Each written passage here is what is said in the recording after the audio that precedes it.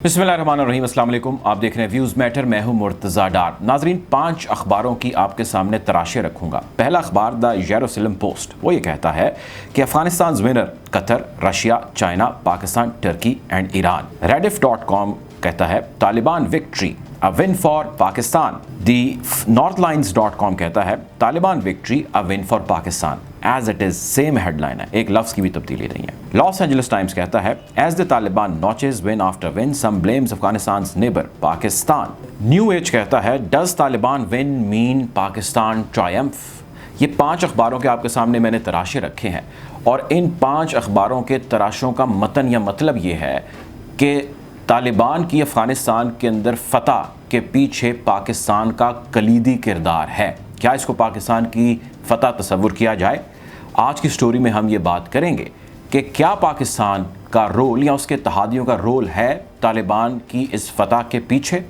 दूसरी आज जिस चीज़ पर हम बात करेंगे वो ये है कि रोल है या नहीं है, ये बात दुरुस्त है या गलत है। इसका जिक्र इन अखबारात के अंदर और ख़ुसूसन इन्हीं या इसी किस्म के अखबारात के अंदर क्यों है। तीसरी आज जिस चीज़ पर हम बात करेंगे कि तालिबान की इस फतह के पीछे 3 मेरी राय में स्टेक होल्डर्स हैं या धड़े हैं। उनमें से कौन सा असल धड़ा है या कौन सी असल ताकत है जिसने इस फतह को मुमकिन बनाया है, इस पर बात करेंगे। गुफ्तगू का बाकायदा आगाज़ करते हैं।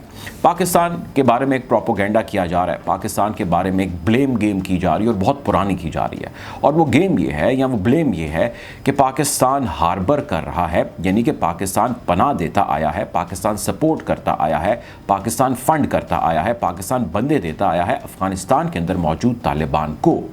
इसके हवाले से मुख्तलिफ टॉक शोज़ हैं, इसके हवाले से मुख्तलिफ अखबारात के अंदर ओपिनियन आर्टिकल्स, सुर्खी शायद सुर्खियाँ, बहुत मुख्तलिफ जगहों पे इस चीज़ को फ्लैश आउट किया जाता रहा है और इन दिनों में बहुत ही ज़्यादा फ्लैश आउट किया जा रहा है। वेस्टर्न मीडिया, खुसूसन ज्यूज़ मीडिया जो है वो इस चीज़ को रिपोर्ट कर रहा है, बार बार कह रहा है कि इस फतह के पीछे उसने सिर्फ पाकिस्तान का जिक्र नहीं किया, इसके पीछे उसने कहा है कि कतर, रशिया, चाइना, पाकिस्तान, तुर्की और ईरान है।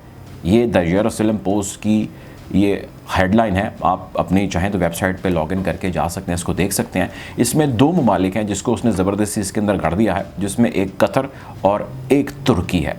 लेकिन आपको ये जान के खुशी ज़रूर होगी, क्योंकि मुझे ज़रूर खुशी हुई इस चीज़ की, कि इन्होंने इस चीज़ को विंडिकेट किया, यानी इस चीज़ की गवाही दी कि जिस चीज़ के ऊपर मैं मल्टीपल टाइम ये वीडियोज़ कर चुका हूँ, अपना ओपिनियन दे चुका हूँ कि वेस्ट या वेस्टर्न एलाइज के अगेंस्ट अगर कोई धड़ा एक्टिव है या काम कर रहा है तो वो 5 मुल्कों का है, पाकिस्तान, ईरान, तुर्की, इराक और चाइना।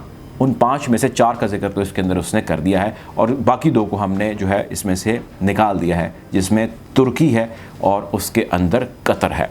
बहरहाल पाकिस्तान मुमकिन है, ये हो सकता है कि माजी के अंदर हार्बर करता आया हो, और ये भी मुमकिनात में है कि पाकिस्तान माजी में विद इन द कंट्री यानी अपने मुल्क के अंदर भी ऐसे फैक्शंस को या ऐसे धड़ों को या ऐसे ग्रुप्स को सपोर्ट करता आया हो जो मज़हब के नाम के ऊपर काम करते हैं, और पाकिस्तान ने उसके ऊपर अच्छा खासा इन्वेस्ट किया, विद इन द कंट्री किया या आउटसाइड द कंट्री किया।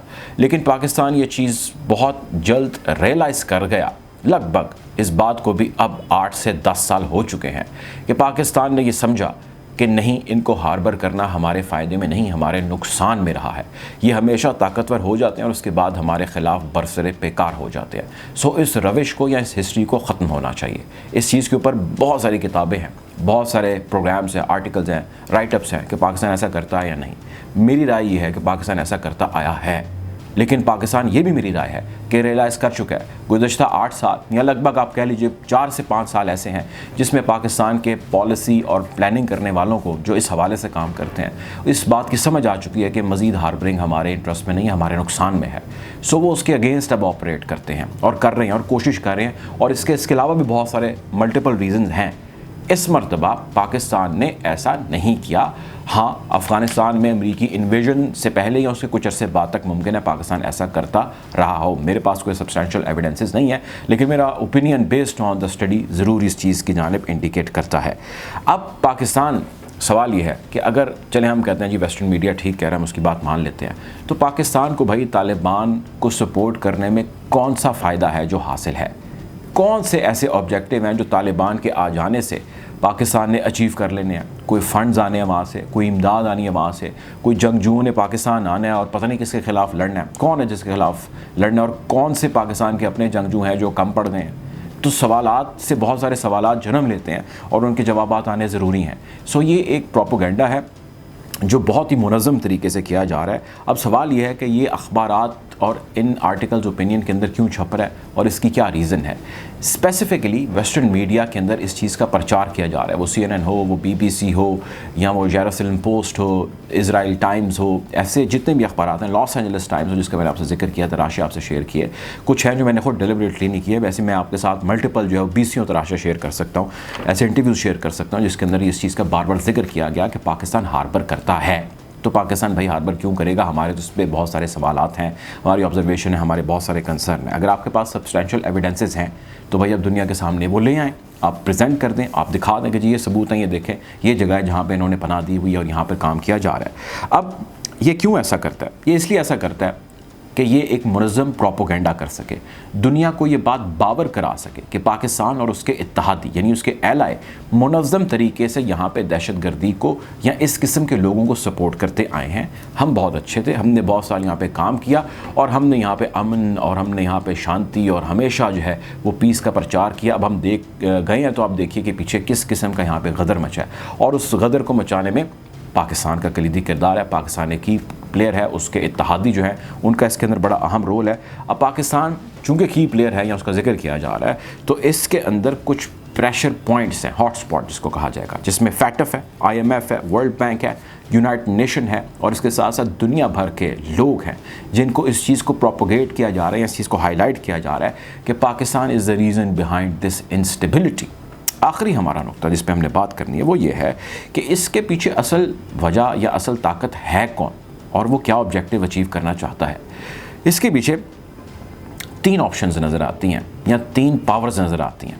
एक ऑप्शन नज़र आती है कि तालिबान खुद है, उसने अपने बलबूते पे, अपनी ताकत पे और अपनी फ़ाइट जो भी वो करता है उसकी बेस पे उसने फ़तह हासिल किया है और उसने यहाँ से हर एक को मार भगाया। दूसरी ऑप्शन ये नज़र आती है कि भाई इसके पीछे पाकिस्तान और उसकी सपोर्ट है तालिबान को, यानी तालिबान ने और पाकिस्तान और उसके इत्तेहादियों ने मिल के इस फतह को मुमकिन बनाया है। तीसरी ऑप्शन ये नज़र आती है कि अमेरिका और अफ़गानिस्तान की हुकूमत खुद यानी अशरफ गनी की हुकूमत खुद ये इसके पीछे वजह है और उन्होंने बिल्कुल क्लियर कट फतह जो है वो तालिबान के हक़ में ख़ुद दी है। थोड़ी सी नदामत और हज़ीमत उन्होंने उठा लिया लेकिन ये एक ग्रेटर गेम है जिसमें उनको फ़ायदा दे रही है। मेरी राय, मेरा एनालिसिस ये है कि इन तीनों के पीछे असल वजह और असल ताकत अमेरिका है और अमेरिका का इत्तेहादी उसका बगल बच्चा जिसको वो कई सालों से पाल रहा है और ख़ुसूसन 20 साल से तो बहुत ज़्यादा पाल रहा है, वो है अफ़गानिस्तान की हुकूमत। ये तीसरी ऑप्शन मेरी राय में या मैं इसको चूज़ करूँगा जिसने जो एक ताकत है, जो एक रीज़न है अफ़गानिस्तान के अंदर तालिबान की फ़तह का। अब इसके पीछे क्या मुहर्रिकात हैं इसके हवाले से हमारी मल्टीपल स्टोरीज़ मौजूद हैं, लेकिन to cut it short the main purpose is कि अफ़गानिस्तान समेत पाकिस्तान के अंदर इंस्टेबिलिटी क्रिएट हो, क्योंकि पैसे से चलता है निज़ाम, पैसे से चलती है गवर्नेंस। जब पैसा नहीं होगा और इस किस्म की सोच वाले लोग यहाँ पे बरसरे इक़्तिदार होंगे तो इवेंचुअली बात बढ़ेगी इनके प्लान और एग्जीक्यूशन के ऊपर अमल दरामद की, जो वो अपने तरीके से चाहते हैं। बहरहाल इसके हो जाने से यकीनी तौर पे पाकिस्तान में इंस्टेबिलिटी आएगी और उस इंस्टेबिलिटी से चाइना को शदीद नुकसान पहुँचेगा। वही चाइना जिसने बड़ी जल्दी तालिबान को तस्लीम कर लिया है किसी डर या खौफ की वजह से, लेकिन इस चीज़ में कोई बईद नहीं है कि पाकिस्तान के लिए हालात अबतर यकीनी तौर पे हो सकते हैं, मुमकिना तौर पे कवी इम्कानात हैं हो सकते हैं और ये अमेरिका के ग्रेटर गेम का हिस्सा नज़र आता है। कोशिश करेंगे इस बदलती सूरत हाल से आपको अपडेट रखें। अगर ये वीडियो अच्छी लगी इस चैनल को सब्सक्राइब करें ताकि ऐसी मज़ीद वीडियोज़ बर वक्त आप तक पहुँच सकें। अपना ख्याल रखें, दुआ में याद रखें। अल्लाह हाफ़िज़।